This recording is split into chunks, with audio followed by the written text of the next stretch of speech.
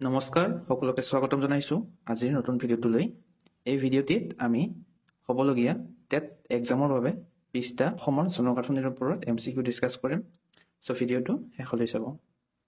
আজিৰ প্ৰথম প্ৰশ্নটো হৈছে who is the first literary pensioner of T tribe? চাহ জনজাতিৰ প্ৰথম সাহিত্যিক পেঞ্চনাৰ কোন আছিল? ইয়াৰে শুদ্ধ উত্তৰটো হ'ব option C Simon Singh Har. অৰ্থাৎ চাহ জনজাতিৰ প্ৰথম সাহিত্যিক পেঞ্চনাৰজনৰ নাম হৈছে চাইমন সিং হৰ। ইয়াতে চাহ জনজাতি বুলি কোৱাৰ কাৰণে চাইমন সিং হৰ হৈছে, আৰু যদি অসমৰ প্ৰথম সাহিত্যিক পেঞ্চনাৰ বুলি ক'লেহেঁতেন তেনেহ'লে পদ্মনাথ গোহাঁই বৰুৱা হ'ব। Padmanath Gohain Baruah was the first literary pensioner of Assam. Next প্ৰশ্ন, What proportion of India's total population resides in Assam? ভাৰতৰ মুঠ জনসংখ্যাৰ কিমান অংশ অসমত বাস কৰে? ইয়াৰে শুদ্ধ উত্তৰটো হ'ব অপশ্যন এ 2.58, অৰ্থাৎ 2.58% ভাৰতৰ মুঠ জনসংখ্যাৰ অসমত বাস কৰে। As per Census 2011, total population of Assam is this approx 3.12 crore, অৰ্থাৎ 2011 চনৰ লোকপিয়ল অনুসৰি অসমৰ মুঠ জনসংখ্যা হৈছে 3.12 কোটি। নেক্সট প্ৰশ্নটো হৈছে What was the slogan of 2011 census? 2011 চনৰ জনগণনাৰ শ্লোগানটোৰ নাম কি আছিল?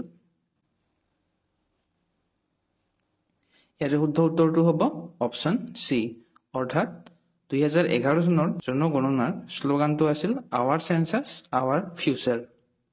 Question number 4, during the 2001 to 2011 decade which district had lowest population growth?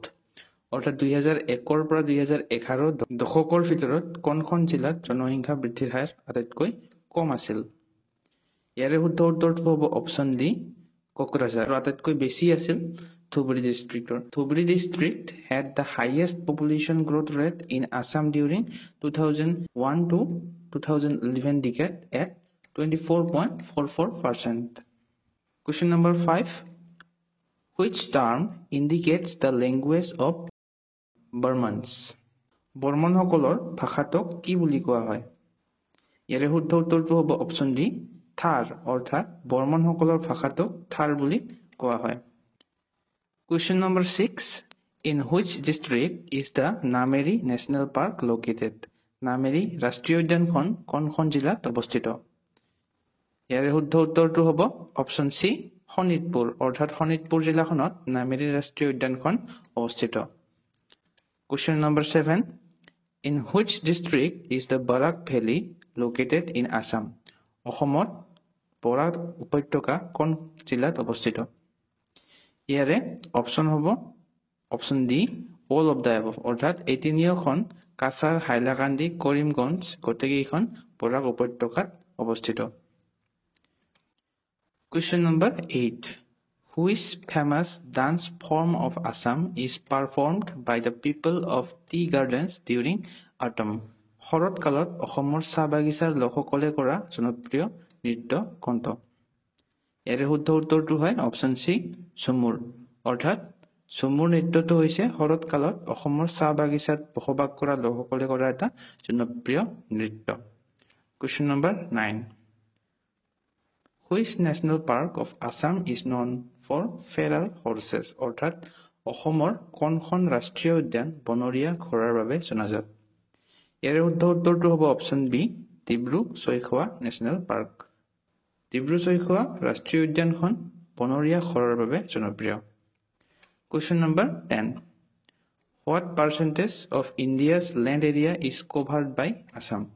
অৰ্থাৎ অসমে ভাৰতৰ মাটিৰ মুঠ ক্ষেত্ৰফলৰ কিমান শতাংশ আৱৰি আছে? ইয়াৰে শুদ্ধ উত্তৰটো হ'ব অপশ্যন এ 2.4, অৰ্থাৎ 2.4% অসমে ভাৰতৰ মুঠ ক্ষেত্ৰফলৰ শতাংশ আৱৰি আছে। Question number 11. Who wrote the book The Unquoted River, a Biography of Brahmaputra? The Unquoted River, a Biography of Brahmaputra নামৰ কিতাপখন কোনে লিখিছিল? ইয়াৰে শুদ্ধ উত্তৰটো হ'ব অপশ্যন ডি অৰূপ জ্যোতি শইকীয়া, অৰ্থাৎ অৰূপজ্যোতি শইকীয়াই the unquiet river a biography of the Brahmaputra নামৰ কিতাপখন লিখি উলিয়াইছিল। Question number 12 When did the Ahom establish their kingdom in Assam? আহোমসকলে কেতিয়া অসমত সাম্ৰাজ্য প্ৰতিষ্ঠা কৰিছিল? ইয়াৰে শুদ্ধ উত্তৰটো হ'ব অপশ্যন এ 1228 AD অৰ্থাৎ 1228 খ্ৰীষ্টাব্দত আহোমসকলে অসমত সাম্ৰাজ্য স্থাপন কৰিছিল। Question number 13 When was the Assam Tea Company established? Assam চাহ কোম্পানী কেতিয়া অসমত স্থাপন কৰা হৈছিল? ইয়াৰে শুদ্ধ উত্তৰটো হ'ব অপশ্যন চি 1839 অৰ্থাৎ 1839 চনত অসম চাহ কোম্পানীটো স্থাপন কৰা হৈছিল। Question number 14 Who was the first ruler of Ahoms? আহোমসকলৰ প্ৰথম শাসক কোন আছিল? এটো বহুত সহজ কোৱেশ্চন।